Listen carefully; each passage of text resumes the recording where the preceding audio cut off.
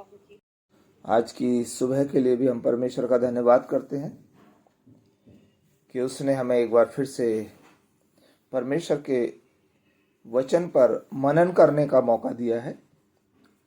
तो आज हम मनन के लिए रोमियो 16 अध्याय उसका 19 पद को पढ़ेंगे।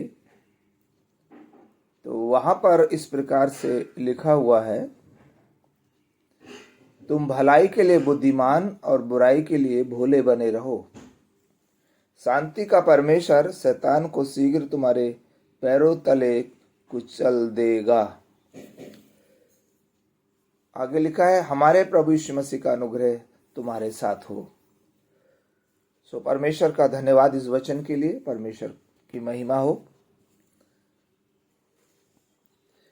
आज हमारे चारों तरफ बुराइयां हैं, बदहालियां बहुत ज़्यादा हैं। चारों तरफ अगर हम देखते हैं तो अन्याय चरम सीमा पर है। अंधविश्वास बहुत तेजी से समाज में पनप रहा है। अगर आप सोशल मीडिया पर जाएंगे, आप टीवी पर जाएंगे, आप मोबाइल में देखेंगे तो अंधविश्वास फैलाने वालों की एक बाढ़ जैसी आ गई है। सताव चरम सीमा पर है। जो सीधे साधे लोग हैं, जो भोले भाले लोग हैं, वो सताए जा रहे हैं और बुरे लोग जो हैं मौज मस्ती कर रहे हैं, वो राज कर रहे हैं। उनके जीवन उनको कोई फर्क नहीं पड़ रहा है। ऐसी स्थिति में शांतिपूर्ण जीवन यदि कोई जीना भी चाहे तो कैसे जी सकता है, जरा सोचें। परमेश्वर का वचन में लिखा है कि सच्ची शांति का जो स्रोत है वो परमेश्वर है और प्रभु यीशु मसीह ने ऐसा खुद भी कहा है कि मैं अपनी शांति तुम्हें दिए जाता हूँ। जैसे संसार की शांति वैसे नहीं, मैं अब अपनी शांति तुम्हें दिए जाता हूँ। तो सब बातें परमेश्वर के नियंत्रण में है। परमेश्वर ने उन सारी चीजों को अपने नियंत्रण में रखा है। उसका वचन हमें आज के इस करप्ट युग में बुद्धिमानी के साथ जीवन बिताने के लिए प्रेरित करता है। और यहाँ पर प्रेरित पौलुस कह रहे हैं कि तुम भलाई के लिए बुद्धिमान और बुराई के लिए भोले बने रहो। कठिन है लेकिन सत्य है। बुद्धिमानी यह है कि हम भले कामों में लगे रहें, परमेश्वर के सत्य को, परमेश्वर के सुसमाचार को सुनाने में लगे रहें। प्रॉब्लम्स आती हैं, समस्याएं आएंगी और प्रॉब्लम समस्याएं सताव ये ना सोचें कि हमें घर में बैठे रहेंगे तो नहीं आएगा, भले काम करना छोड़ देंगे तो सताव नहीं आएगा। और परमेश्वर के वचन को अगर हम देखें तो हम पाते हैं कि सताव जितनी बार भी आया है, ऐसा लिखा है कि उत्तर दिशा से आता है हमेशा। इस पर हम कभी आगे भी मनन करेंगे, उत्तर दिशा से सताव क्यों आता है। बहुत ही गंभीर विषय है ये, लेकिन सताव आएगा।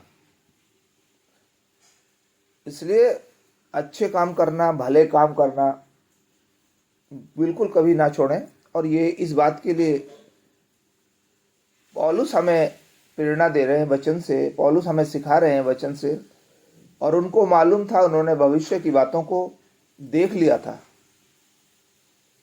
तो वो जानते थे कि आने वाले समय में, आने वाले युग में, 2000 साल बाद में, 3000 साल बाद में ऐसा कुछ होगा।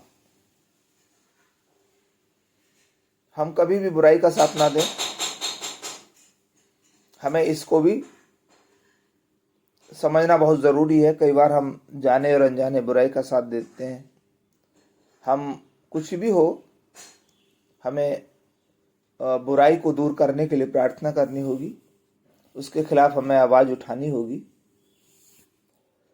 तो हम बुराई को भलाई से जीतने की कोशिश करें, जितना भी हम संभव हो।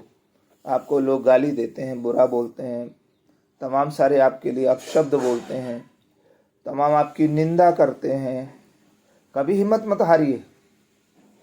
आपको धमकी देते हैं जेल में डालने की, आपको धमकी देते हैं, आपको फंसा देने की, आपको धमकी देते हैं आपके खिलाफ कार्रवाई करने की, आप बिल्कुल हिम्मत ना हारें।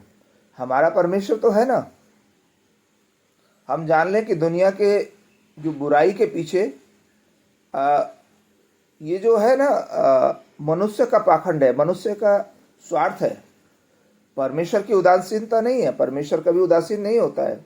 वो देख रहा है एक समय आएगा जब वो सारी दुनिया की बुराइयों को वो परमेश्वर विनाश करेगा, सारी बुराइयां दूर होंगी, वो एक समय आएगा।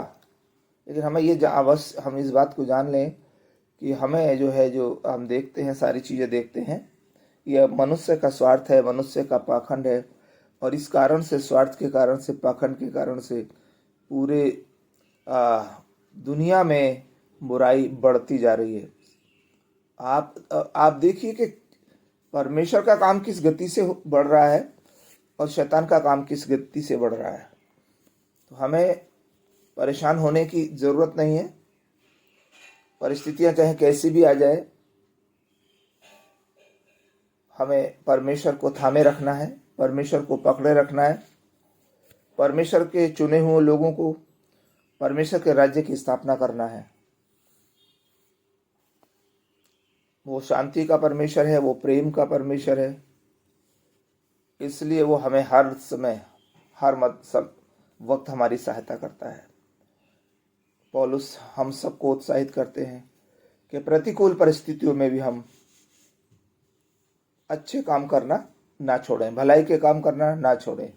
और मसीही लोगों के लिए तो जो परमेश्वर की योजना है कि उसके काम को लोगों के बीच में लेकर के जाना है, सुसमाचार फैलाना है, उसके राज्य की स्थापना को करना है। और यही कारण तो है हम सब लोग बुलाए गए हैं, चुने गए हैं, और हम सबको ये करना है। तो हमें याद रखना है कि हमें परमेश्वर ने भलाई के लिए बुलाया है। और जब हम ऐसा करते हैं तो परमेश्वर जो है, जो शांति का परमेश्वर है, वो शैतान को हमारे पांव से कुचलवा देगा, ऐसा संत पौलुस कहते हैं। परमेश्वर आपको आशीष दे आज के वचन से। आप अपने धैर्य को बनाए रखें, पर हिम्मत ना हारें। संसार में हमें हर बुराई को भलाई से जीतना है।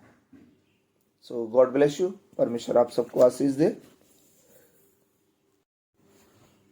हम प्रार्थना करते हैं परमेश्वर के इस धरती से सारी बुराई को आप दूर करें।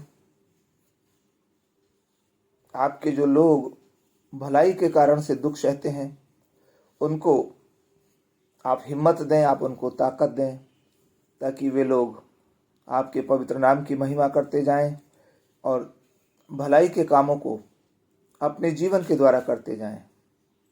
हर एक जन आपको थामे रहे, आपकी मदद को तत्पर रहे। परमेश्वर, हम प्रार्थना करते हैं, आप हर एक को नाम बनाम आशीष दें। आपके दासों पर जो दुख, मुसीबतें, परेशानियां आती हैं, उन सारी परेशानियों को दूर करते हुए उनको भी हयात दें, हिम्मत दें, ताकि अच्छे से आपकी सेवा को कर सकें। प्रभु यीशु, हम आपको धन्यवाद देते हैं प्रार्थना सुनने